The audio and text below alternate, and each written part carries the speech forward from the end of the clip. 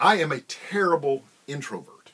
Anytime I take one of those tests, I just come out capital I introvert. And I know that seems strange because so much of my life is lived publicly. I mean, I'm a preacher, I'm a teacher, so I have a very public profile. I'm on Facebook, for heaven's sakes. That seems like a very extroverted thing to do.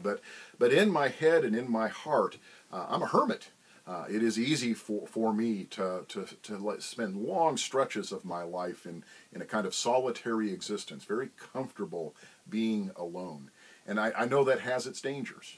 I know from having read John Wesley while in seminary that we have a tendency as disciples of Christ to retreat into kind of a lone wolf existence. He said there is no solitary religion anywhere in the Bible. And so I have to work at this. When I started seminary at Fuller, every student was assigned the same book to read. The book was Life Together by Dietrich Bonhoeffer. And in the first semester, we were all put in small groups to read that book and talk about that book together. And the rhythm that book describes of the spiritual life, the day alone and the life or the day together, is a pattern that has stuck with me. The gist of Bonhoeffer's argument is we're not fit to be by ourselves if we're not connected to community, if we're not in relationship with others. And if we are not in relationship with others, then we aren't fit to be by ourselves.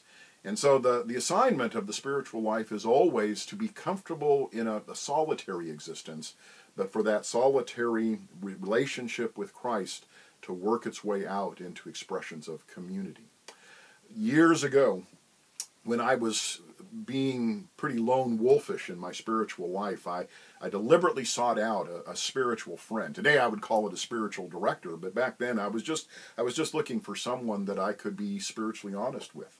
And it turned out that the person that was that for me was Ron Sumter. Ron was the pastor of a church in my area, and I began to call him and visit him and spend time with him. And he was such a wonderful resource for me to be with from time to time, just to talk about things spiritually. The best part of the gift that Ron has been to me is the way that throughout my 40 years of public ministry, from time to time on Sunday morning, just minutes before a worship service, the phone will ring. And I'll pick it up, and it's Ron. And Ron will just say to me, he's a minister himself. He's retired now, but was a minister himself. But Ron would call me before his worship service just to say, Doug, thinking about you. Doug, I'm praying for you this morning. Doug, is there anything I can say or do for you today to make this day easier? What a gift. And we all need that gift. And so today I want to pose two questions. First question is, who's your spiritual friend? To whom are you bearing your soul? To whom are you exposing your heart? With whom are you comfortable with those deep matters of faith, being able to share them freely? And then once you've got that figured out, then ask yourself the corollary question, for whom are you this spiritual friend? Who's bearing their heart to you? Who's exposing the things in their soul to you? It only works when both are present in our lives.